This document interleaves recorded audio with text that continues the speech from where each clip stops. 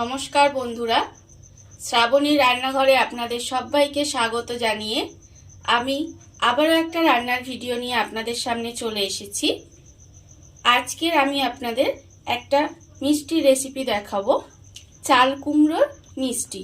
তাহলে চলুন এই চাল কুমড়োর মিষ্টি আমি কিভাবে বানাই আপনারা একবার দেখে নিন। চাল কুমড়োর মিষ্টি বানানোর জন্য এখানে দেখুন আমি চাল কুমড়ো নিয়ে নিয়েছি।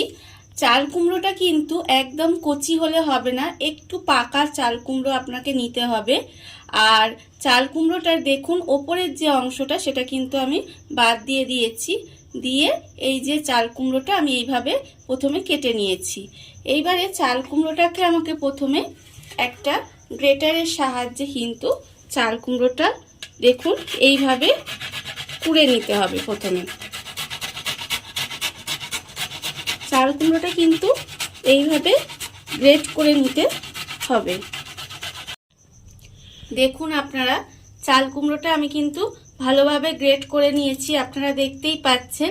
এইবারে চাল কুমড়োর যে এক্সট্রা জল আছে সেই জলটা কিন্তু আমি ভালোভাবে ছেঁকে ফেলে দেবো।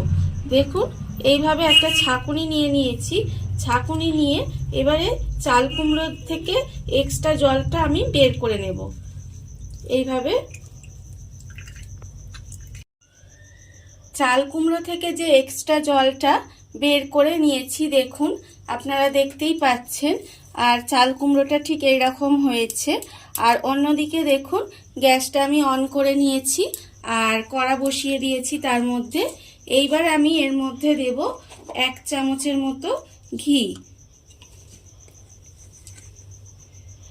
1 চামচের মতো ঘি দিলাম। দিয়ে এবার আমি ঘিটাকে একটু গরম হতে দেব। দেখুন আপনারা ঘিটা আমার গরম হয়ে গেছে। এইবারে আমি এর মধ্যে যে চাল কুমড়োটা রেখে দিয়েছিলাম সেই চাল কুমড়োটা এর মধ্যে দিয়ে দেব। দেখুন এইভাবে আমি চাল কুমড়োটা পুরোটা এর মধ্যে দিয়ে দিলাম। দিয়ে এইবারে একটু নাড়াচাড়া করে নেব চাল কুমড়োটাকে। চাল কুমড়োটা ঘিয়ের মধ্যে দিয়ে দেখুন মিনিট 5 মতো একটু নেড়ে ভাজা ভাজা মতো একটু করে দিয়েছি। এইবার আমি এর মধ্যে দেব, দেখুন এখানে আমি নারকেল কোড়া রেখেছি 1 বাটি মতো। নারকেল কোড়াটা আমি এর মধ্যে দিয়ে দিলাম। দিয়ে এবারে চাল কুমড়োর সঙ্গে নারকেল কোড়াটা ভালোভাবে মিশিয়ে নিতে হবে। নারকেলটা দিয়ে চাল কুমড়োর সঙ্গে ভালোভাবে মিশিয়ে নিয়েছি।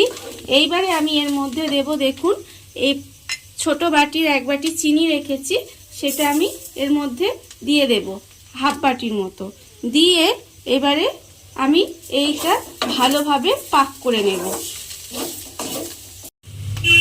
দেখুন আপনারা চিনিটা দিয়ে প্রায় 7 থেকে 8 মিনিট মতো নাড়াচাড়া করার ফলে দেখুন চাল কুমড়োর কালারটা কিন্তু চেঞ্জ হয়ে গেছে আর সুন্দর একটা পাকও হয়ে গেছে।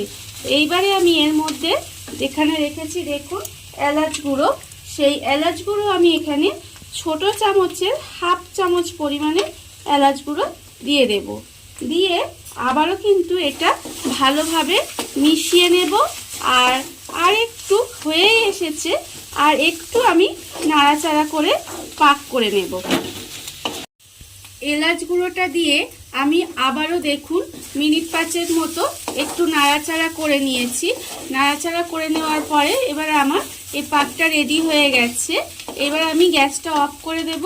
দিয়ে এটাকে ঢেলে একটু ঠান্ডা করে নেব। দেখুন আপনারা চাল কুমড়োটা ঠান্ডা হয়ে গেছে। এবারে আমি এর থেকে মিষ্টির শেপ দেব। দেখুন দেখতেই পাচ্ছেন আমি গোল গোল করে শেপ দিয়ে দিলাম। আপনারা চাইলে যে কোনো শেপ কিন্তু দিতে পারেন। এইবারে এরকম গোল করে জাস্ট এরকম দেখুন বড় বড় করে এইভাবে মিষ্টি বানিয়ে নিলাম। কত সহজেই কিন্তু মিষ্টিগুলো আমার বানানো হয়ে যাবে। দেখুন আপনারা আবারও আমি একটা দেখিয়ে দিচ্ছি। এইভাবে নেব, নিয়ে খুব সহজেই কিন্তু মিষ্টিগুলো আমার গড়ে নেওয়া হয়ে যাবে। আপনারা আবারও বলছি, আপনারা কিন্তু চাইলে যে কোনো শেপ দিতে পারেন। আমি গোল গোল করেই এটা মিষ্টিগুলো বানিয়ে নেব। দেখুন আপনারা, মিষ্টিগুলো আমার বানানো হয়ে গেছে। আপনারা দেখতেই পাচ্ছেন যে মিষ্টিগুলো কত সুন্দর হয়েছে। এইবারে আমি এটাকে সাজানোর জন্য ওপর থেকে একটা করে কাজু এর মধ্যে দিয়ে দেব। দেখুন এইভাবে একটা করে কাজু এতে দিয়ে দেব।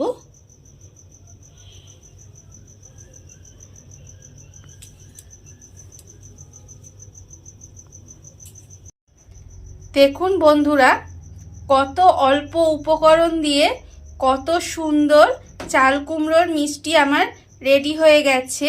আপনারা দেখতেই পাচ্ছেন যে কত সুন্দর হয়েছে, আর খেতেও ভীষণ সুন্দর হয়। আর এই ভিডিওটা যদি আপনাদের ভালো লেগে থাকে তাহলে লাইক করবেন, কমেন্ট করবেন আর সাবস্ক্রাইব করবেন আমার চ্যানেলকে।